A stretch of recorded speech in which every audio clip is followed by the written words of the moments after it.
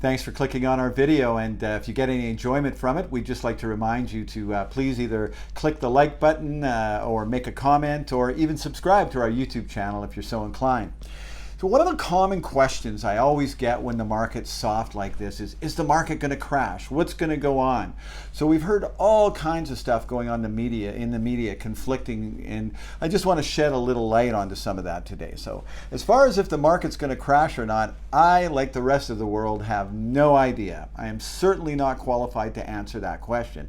I'm not an economist, and I'm just not qualified to do it. But what I do know is I know exactly what's transpired over the last 30 years to get us to this point. So we can make some educated guesses as to what may transpire over time here.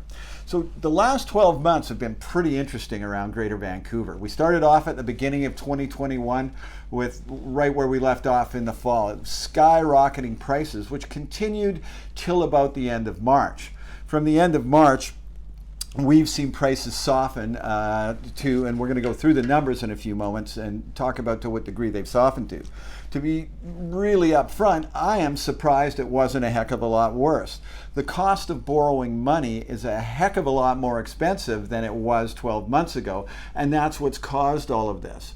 The Bank of Canada raised interest rates 5 or 6 times over the last 12 months, maybe even more, I can't remember, but around that many times, and the cost of borrowing money has gone up substantially. That's what's killed the market. The market will continue to be soft until inflation eases and the bank will bring interest rates down. When that's going to be, your guess is as good as mine.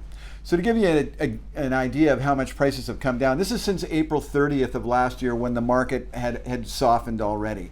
So overall in Greater Vancouver, the price of a home, any type of home combined, dropped about 12.1%. A detached house fell 14.3%. They were the most expensive. Townhouses fell 11.1%, and condos fell 7.6%. The cost of a mortgage for $1 million mortgage a year ago was $4,220, whereas today it's $5,550. We've seen about a 30% increase. So as the cost of borrowing money goes up, the value of the properties tends to go down. Now, when you look at those numbers, they just don't work. I mean, it becomes an affordability issue. But there's certain things in Greater Vancouver. This would have been a lot worse if a few things that are happening weren't happening. Number one, there's already a big housing shortage here. There has been for years. And to pile on top of that, 50,000 more people come to the city every year. So if we hadn't seen that growth and we didn't have this big shortage, we wouldn't be going through the same things economically. The Real Estate Board of Greater Vancouver predicts that the market this year should be flat. That's not my prediction. That's from the Real Estate Board of Greater Vancouver. So that's kind of what we're looking for through the rest of the year. In closing, a couple of things. It's a great time to buy if you have cash. The market's down and you may be waiting for it to bottom, but the only problem is with that is the only way to know when the market's bottomed is when it's on the way back up.